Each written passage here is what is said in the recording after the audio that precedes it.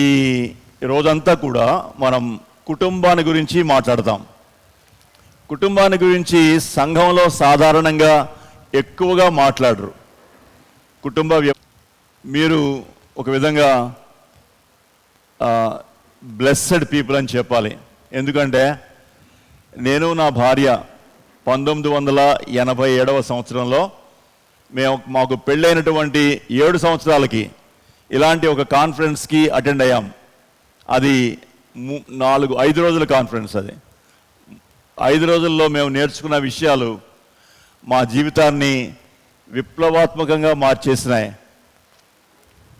మేము అనుకున్నాం అప్పుడు 7 సంవత్సరాలు ఎందుకు వ్యర్థం చేసుకున్నాం అని అనిపించింది మాకు. చాలా విషయాలు కుటుంబాన్ని గురించి మనకు తెలియదు. ఎందుకంటే దాని గురించి ఎక్కువగా ఆలోచన చేయం. విశ్వాసులంగా దేవుని గ్రంథంలో ఉన్నటువంటి అనేక విషయాల గురించి చూస్తాం, కానీ కుటుంబంగా ఎన్నో విషయాలు ఉన్నాయి దేవుని వాక్యంలో. ఇవాళ మనం చెప్పబోయే ప్రతి విషయం కూడా దేవుని వాక్యం ప్రమాణానికి అనుసరించే ఉంటుంది. ఏది కూడా దేవుని వాక్యానికి విరుద్ధంగా లేదు. కాబట్టి మనం ఏం మాట్లాడినా కూడా దేవుని వాక్య ప్రకారంగానే మాట్లాడబోతున్నాం. 3 విషయాలు, 3 టాపిక్స్ ఈరోజు డీల్ చేయబోతున్నాం. మొట్టమొదట 2 టాపిక్స్ కూడా కుటుంబానికి ఒక ఫౌండేషన్ లాంటివి, పునాది లాంటివి.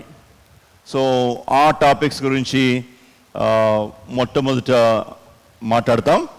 మధ్యాహ్నం ఒక ప్రాక్టికల్ సెషన్ ఉంది, దాని గురించి మధ్యాహ్నం మాట్లాడతాం. కమ్యూనికేషన్ అనేది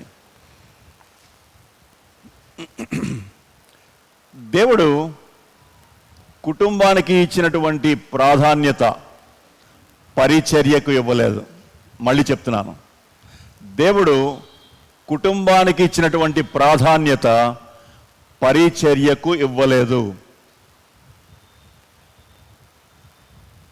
దేవునితో మనకున్నటువంటి మౌలికమైన సంబంధం, దేవునికి మనకి మధ్యలో ఉండేటువంటి ఆ సహవాసం అతి ప్రధానమైంది జీవితంలో.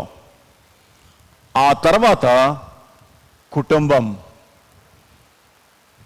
2వ స్థానానికి వస్తుంది. కుటుంబం 3వ స్థానంలో మనం పనిచేసేటువంటి ఉద్యోగం, 4వ స్థానంలో పరిచర్య ఉంటుంది. వీటిని, ఈ ప్రాధాన్యతల్ని ముందుకి వెనక్కి మారిస్తే మన జీవితం అంతా గలిబిలి అయిపోతుంది.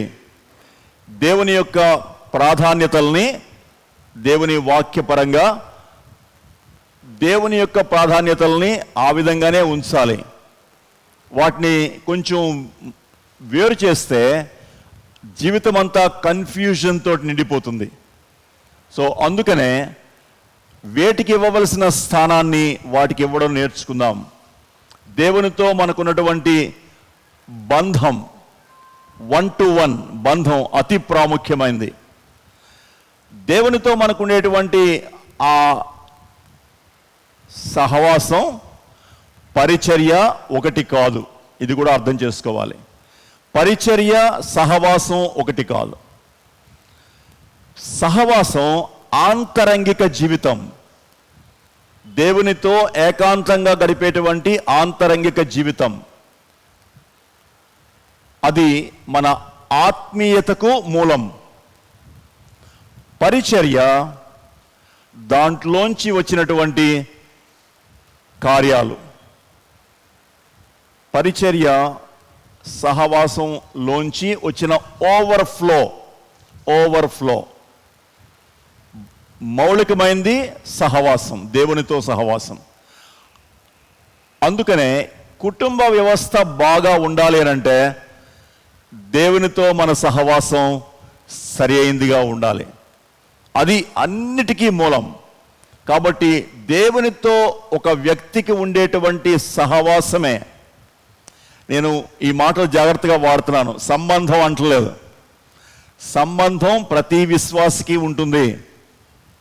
ప్రతి విశ్వాసి, రక్షింపబడిన ప్రతి విశ్వాసి దేవునితో సంబంధం కలిగి ఉంటాడు.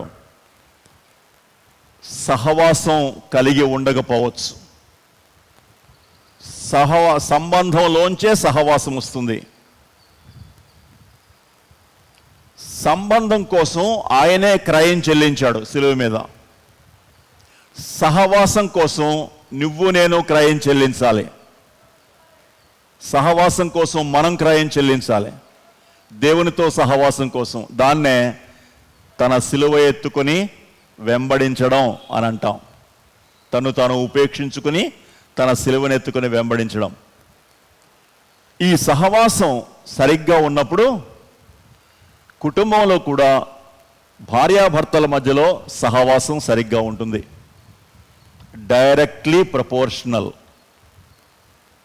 దేవునితో సహవాసం చెడిపోయినప్పుడు ఆటోమేటిక్గా భార్యాభర్తల మధ్యలో సహవాసం చెడిపోతుంది, ఎంత ప్రయత్నించినప్పటికీ. కాబట్టి భార్యాభర్తల మధ్యలో ఏదైనా కలహాలు వస్తే ఇమ్మీడియట్గా అర్థం చేసుకోవలసినది ఏంటంటే దేవునితో సహవాసం సరిగ్గా లేదు, అంతే. దానికి ఇంకో మార్గం లేదు, ఇంకొక ఎక్స్ప్లెనేషన్ ఉండదు. భార్యాభర్తల మధ్యలో సరైనటువంటి సహవాసం లేదు అని అంటే దేవునితో ఉండే సహవాసంలో ఎక్కడో చెడింది అని అర్థం చేసుకోవాలి. అందుకనే దేవుడు మత్తయి సువార్త 5వ అధ్యాయంలో ఒక వ్యక్తి ఆరాధనకు వచ్చి అర్పణ అర్పించేటప్పుడు ఎవరితోనైనా సహవాసం, ఆ సంబంధం సరిగ్గా లేకపోతే ముందు పరిగెత్తుకెళ్ళి అది సరిచేసుకుని వచ్చి అర్పణ అర్పించమన్నాడు. సో దేవునికి సంబంధాలు చాలా చాలా ప్రాముఖ్యం. ఓకే, ఇవాళ మొదటి టాపిక్లోనికి నేను వెళ్తున్నాను. ఈ మొదటి టాపిక్ ఆన్ చేయవా యొక్క హెడ్డింగ్ని leaving, cleaving and becoming one flesh. విడిచిపెట్టాలి, హత్తుకోవాలి, ఒకటైపోవాలి. ఇది కుటుంబానికి ఒక బ్లూ ప్రింట్ లాంటిది. మనం ఏదైనా ఇల్లు కట్టుకునేటప్పుడు ఒక బ్లూ ప్రింట్ మనం మున్సిపాలిటీ వాళ్ళకి సబ్మిట్ చేయాలి. దేవుడిచ్చినటువంటి బ్లూ ప్రింట్, కుటుంబం కోసం దేవుడిచ్చిన బ్లూ ప్రింట్ ఇది. ఇది ఎక్కడుందో మీ అందరికీ తెలుసును. ఆదికాండం 2:24. అక్కడ ఒక్క చోట మాత్రమే లేదు, దీన్ని 3 చోట్ల దేవుడు రాయించాడు. పాత నిబంధనలో, సువార్తల్లో, పత్రికల్లో కూడా. ఏదైనా ఒక వాక్యం పాత నిబంధనలో, సువార్తల్లో, పత్రికల్లో ఉంటే అది చాలా చాలా ప్రాముఖ్యమైంది అని అర్థం చేసుకోవాలి.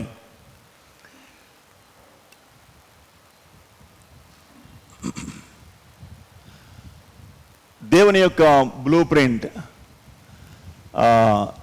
ఆదికాండం 1:2-24లో మనం ఒకసారి చదువుదాం. ప్రతి పెళ్లిలో కూడా ఇది చదువుతారు. కాబట్టి పురుషుడు తన తండ్రిని తన తల్లిని విడిచి తన భార్యను హత్తుకొనును, వారు ఏక శరీరమై ఉందురు.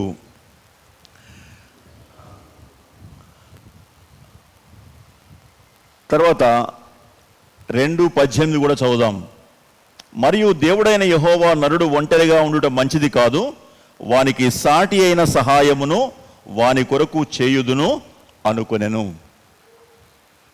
ఈ రెండు ఏం చెప్తున్నాయంటే దేవుడే వివాహం గురించి ఆలోచించాడు. మానవుడు ఆలోచించడానికి ముందుగా దేవుడే వివాహాన్ని గురించి ఆలోచించాడు. ఆదాము హవ్వల్ని దేవుడు వాళ్ళిద్దరికీ వివాహం చేసినప్పుడు వాళ్ళకిచ్చిన మొట్టమొదటి ఆజ్ఞ ఇది 3 ఆజ్ఞ. 3 ఆజ్ఞగా మనం చూస్తాం. వివాహం అయినటువంటి భార్యాభర్తలు నిజమైనటువంటి సంతోషాన్ని, ఆనందాన్ని వివాహంలో అనుభవించాలి అంటే దేవుడు ఇచ్చినటువంటి ఈ 3 ఆజ్ఞల్ని అనుసరించాల్సిందే. ఈ 3 ఆజ్ఞల్ని తృణీకరిస్తూ దేవుని యొక్క సంతోషాన్ని ఏ కుటుంబం కూడా అనుభవించలేదు. ఇది మనకి అర్థం కావాలి. చాలాసార్లు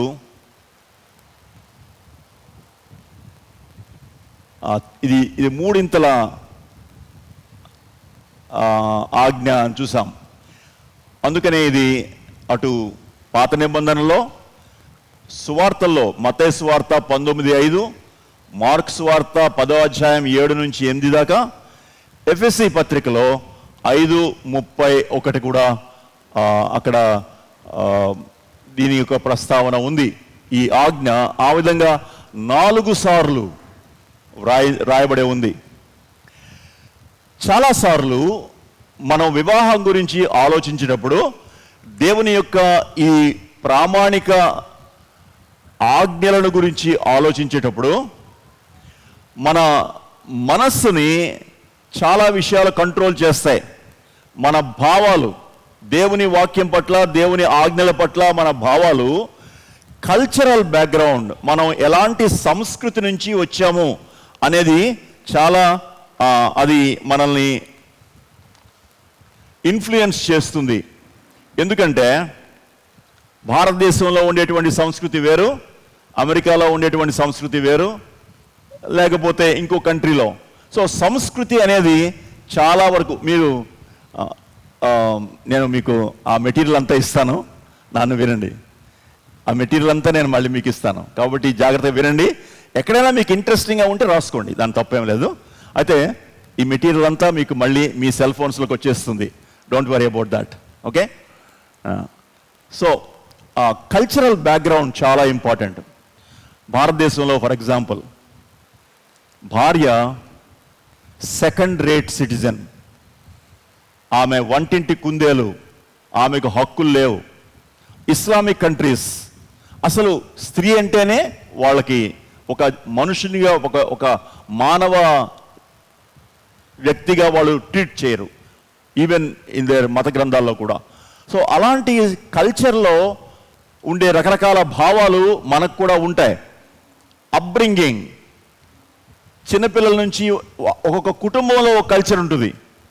కొంతమంది అమ్మాయిలంటే ఇష్టం ఉండదు, అబ్బాయిలంటేనే ఇష్టం ఉంటుంది.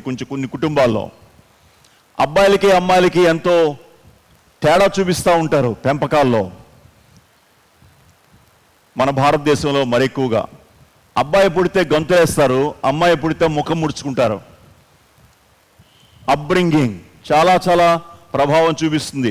అలాంటి కుటుంబాల్లో పెరిగినటువంటి అబ్బాయిలు అమ్మాయిలంటే తక్కువ భావం ఉంటుంది. టీచర్స్, మనల్ని ఇన్ఫ్లుయెన్స్ చేసేటువంటి రకరకాల మనుషులు ఉంటారు. మనం పుట్టి పెరిగినప్పుడు వాళ్ళ యొక్క ప్రభావం కూడా మన మనసుల మీద ఉంటుంది. ఎన్విరాన్మెంట్ ఆఫ్ అవర్ గ్రోత్, మన చుట్టూ ఉండే పరిసరాల ప్రభావం. తర్వాత మన చర్చ్ బ్యాక్గ్రౌండ్. కొన్ని సంఘాల్లో ఆడవాళ్ళు మాట్లాడకూడదు, లేకపోతే ఆడవాళ్ళు ఆరాధన చేయకూడదు అని కూడా అంటారు. అంటే దేవుని వాక్యాన్ని చూపిస్తూనే చాలా వివక్ష చేస్తారు. సొసైటీ, ఇక మన సొసైటీ, ఇవన్నీ కూడా మన మనసు మీద ఎంతో ప్రభావం చూపిస్తాయి. దేవుని వాక్యాన్ని ఆ యాంగిల్లో చూడడానికి ప్రయత్నం చేస్తాం. అందుకనే దేవుని వాక్యం యొక్క అసలైన అర్థం ఏంటో మనం గ్రహించకుండా పోతున్నాం. సో ఇవన్నీ మన మీద ఇన్ఫ్లుయెన్స్ చేస్తాయని మనం అర్థం చేసుకోవాలి. మొట్టమొదటిది దానికి వద్దాం. లీవింగ్, విడిచిపెట్టడం. విడిచిపెట్టడం అన్నప్పుడు ప్రతి అమ్మాయి లేకపోతే అబ్బాయి పెళ్ళి అయినప్పుడు వాళ్ళ యొక్క ఇమ్మీడియట్ సరౌండింగ్, ఇమ్మీడియట్ వ్యక్తులు ఎవరు? ఇమ్మీడియట్ వ్యక్తులు వాళ్ళ కుటుంబంలో ఉండేటువంటి వాళ్ళు. సో ఆ కుటుంబం నుంచి వేరవుతారు, వాళ్ళ కుటుంబం నుంచి బయటకు వస్తారు కదా. పెళ్లి చేసుకున్నప్పుడు ఈ కుటుంబం నుంచి ఒక అబ్బాయి, ఈ కుటుంబం నుంచి ఒక అమ్మాయి, వాళ్ళిద్దరిని ఒక బంధం చేసి ఒక కుటుంబంగా కడతారు. సో లీవింగ్ అనేది అప్పుడే ప్రారంభం అవుతుంది కదా. సో అయితే చాలా కుటుంబాల్లో జరిగే విషయం ఏంటంటే, దేవుని వాక్యం ఏం చెప్తుందంటే విడిచిపెట్టు. దేన్ని విడిచిపెట్టాలి? ఎక్కడైతే పుట్టి పెరిగారో ఆ కుటుంబ సభ్యులతో ఉండేటువంటి ఆ బంధాన్ని విడిచిపెట్టాలి. బంధం అంటే ప్రేమపూర్వకమైన బంధం కాదు, సైకలాజికల్ బంధం, భావోద్రేక సంబంధమైన బంధాలు ఉంటాయి. నేను మా తల్లిదండ్రులను ఎక్కువగా ప్రేమిస్తాను, అలాగే మీరు మీ తల్లిదండ్రులను ఎక్కువగా ప్రేమిస్తారు. వాళ్ళు మన కోసం ఎంతో త్యాగాలు చేస్తారు. వాళ్ళు తినకుండా మనల్ని అన్నం పెడతారు, పెంచి పెద్ద చేస్తారు, ఎన్నో విధాలుగా మనల్ని పోషించి పెద్ద చేస్తారు. అలాంటి వాళ్ళని దేవుడు ఏమన్నాడంటే విడిచిపెట్టు. తల్లిదండ్రుల్ని సన్మానించు అన్న చెప్పిన దేవుడే విడిచిపెట్టు అని ఎందుకంటాడు? కుమారులుగా సన్మానించాలి తల్లిదండ్రుల్ని. అయితే భర్తగా భార్యగా అయిన తర్వాత భావోద్రేక సంబంధమైనటువంటి ఎడబాటు అవసరం. ఇది చాలా మందిలో ఉండదు. చాలామంది ఈ ఎడబాటు లేకుండానే వివాహంలోనికి వస్తారు, వివాహంలో కంటిన్యూ అవుతారు. కొన్నిసార్లు కొన్ని సంవత్సరాలు వచ్చినప్పటికి కూడా భావోద్రేకపరమైనటువంటి ఎడబాటు ఉండదు. ఎమోషనల్ లీవింగ్ అది కూడా అదే. సో మానసికమైన భావోద్రేకపరమైనటువంటి లీవింగ్ ఉండాలి. దేవుని వాక్యం చెప్తున్న సంగతి అది. ఎందుకు చెప్పాడు దేవుడు? చాలామంది దీనికి సిద్ధపడరు. అమ్మాయిని సిద్ధపరుస్తారు, చాలాసార్లు అమ్మాయిని సిద్ధపరుస్తారు. దేవుడు ఈ విషయాన్ని ఇద్దరికీ చెప్పాడు. అక్కడ ఆదికాండం 2:24లో పురుషుడు తన తల్లిని తండ్రిని విడిచిపెట్టాలని ఉంది. ఒరిజినల్ వర్డ్ చూసుకుంటే మానవుడు అనుంది, హ్యూమన్ కైండ్. కాబట్టి అది ఇద్దరికీ వర్తిస్తుంది, భార్యకి వర్తిస్తుంది, భర్తకి కూడా వర్తిస్తుంది. ఇద్దరూ కూడా తమ తల్లిదండ్రుల్ని విడిచిపెట్టాలి. ఈ విడిచిపెట్టడం అనేది మనం సరిగ్గా అర్థం చేసుకుంటే దేవుడు మన కుటుంబాల విషయంలో ఎంత ఆలోచించాడో మనకు అర్థమవుతుంది. చాలామంది తల్లిదండ్రులు పెద్దవాళ్ళు అయినప్పుడు అరే మన పిల్లలు మనల్ని విడిచిపెట్టి వెళ్ళిపోతారు అనగానే ఒక విధమైనటువంటి ఇన్సెక్యూరిటీ వస్తుంది, అభద్రతా భావం వస్తుంది. కానీ వాళ్ళు బాధ్యతను విడిచిపెట్టి వెళ్ళరు, బాధ్యతను విడిచిపెట్టడానికి వీల్లేదు. తల్లిదండ్రుల పట్ల బాధ్యతను విడిచిపెట్టడానికి వీల్లేదు. అయితే తల్లిదండ్రుల పట్ల ఉన్నటువంటి భావోద్రేక సంబంధమైన మానసిక సంబంధమైన ఎడబాటు కలిగి ఉండాలి. అక్కడ ఇట్ షుడ్ బి సివియర్డ్, అంటే అది తెంపాలి. ఇది అంత సులభం కాదు, అది కొంత బాధతో కూడిన సత్యం. ఈ బాధ లేకపోతే ఈ క్రయం భార్యాభర్తలు సంతోషంగా ఉండడానికి పెట్టేటువంటి క్రయంగా మనం ఎంచాలి. తల్లిదండ్రుల్ని విడిచిపెట్టడం 20 సంవత్సరాలు 25 సంవత్సరాలు 30 సంవత్సరాలు ప్రేమించి పెద్ద చేసిన తల్లిదండ్రుల్ని భావోద్రేక పరంగా వారి నుంచి వేరవడం అనేది చాలా బాధతో కూడిన సంగతి. అయినప్పటికీ కూడా దేవుడు భార్యాభర్తల యొక్క హత్తుకోవడం గురించి, ఒకటైపోవడం గురించి మాట్లాడుతున్నాడు. ఒక వివాహానికి అల్టిమేట్ గోల్ ఏంటంటే ఇద్దరు వ్యక్తులు, భార్యాభర్తలు ఇద్దరు కూడా ఒకటైపోవాలి. ఇది వివాహానికి ఉండేటువంటి గమ్యం. ఈ గమ్యం చేరాలేనంటే మొదటి స్టెప్ ఇది. వాళ్ళిద్దరూ కూడా భావోద్రేక పరంగా, ఎమోషనల్ పరంగా వాళ్ళు తల్లిదండ్రుల నుంచి వాళ్ళు వేరవ్వాలి. ఇది జరగని కారణం చేత ఇందాక అనుకున్నాం, అమ్మాయిని చిన్నప్పటి నుంచి ప్రిపేర్ చేస్తూ ఉంటారు. ఒక ఇంటికి వెళ్ళిపోదాల్సిన దానివే నువ్వు, మీ ఆయన నిన్ను తీసుకెళ్ళిపోతాడు, ఒక ఇంటికి వెళ్ళిపోవాలి నువ్వు అంటారు. అబ్బాయిని ఎవరన్నా అంటారు అలాగా? అరే నువ్వు ఒక రోజున వెళ్ళిపోవాలరా మా దగ్గర నుంచి అని అనరు. ఎందుకంటే మన సంస్కృతిలో అమ్మాయి అబ్బాయి ఇంటికి వస్తుంది,